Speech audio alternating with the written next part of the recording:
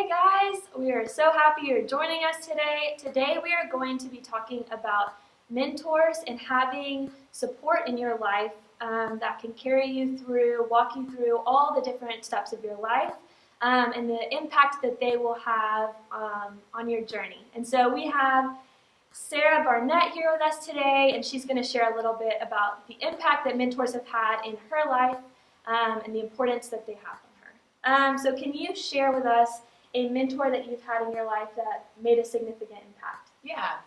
So when I was in middle school and high school, there was a volunteer in our youth group named Cindy, and Cindy came alongside me and was just there.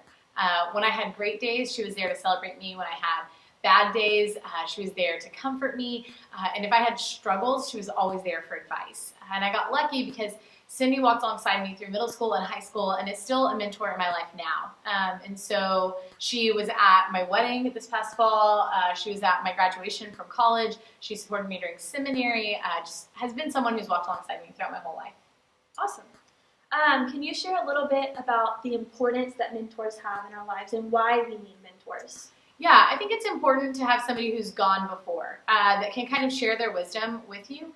And so if you think about you're going to go hiking on a trail, most of the time you're going to pick up a map, a trail map beforehand. So you can see markers on the journey. You can kind of look for landmarks to know when you're supposed to turn and follow the trail and where it goes. Mentors for me have been those trail maps or those markers on a trail to kind of give me a feel of you're headed the right direction, to help me correct course when I need to, and to encourage me to say you can do it, you can keep going.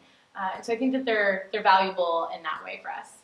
So, is there ever a time in your life where you think you don't need mentors anymore and you've just got it on your own? Not really. I think that we're always growing and developing. And so no matter what age you are, there's still things that you can learn.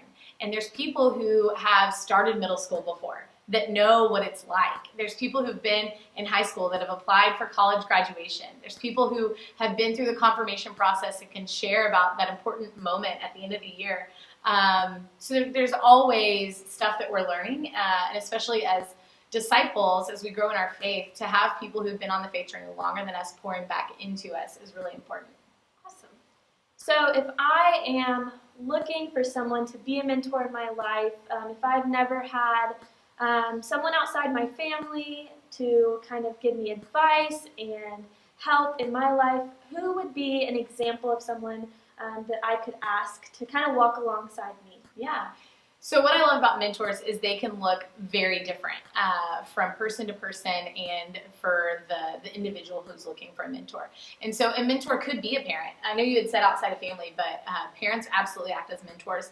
It could be a family friend, somebody who's around at a bunch of your functions, who's kind of always there. Maybe you're like, mom's best friend or your dad's best friend that is kind of this other aunt or uncle for you.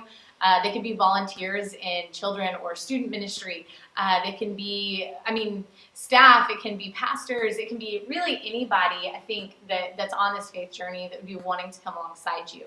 I would encourage, if somebody's looking for a mentor, for you to kind of find 5 people that are in your section, that are cheering you on. And so if that's a parent, if that's a staff member at the church, if that's a friend of the family, whoever that is, for you to find 5 people that are checking in on you, that are going to walk alongside you and encourage you, and just ask them, would you be willing to walk alongside me in this faith journey?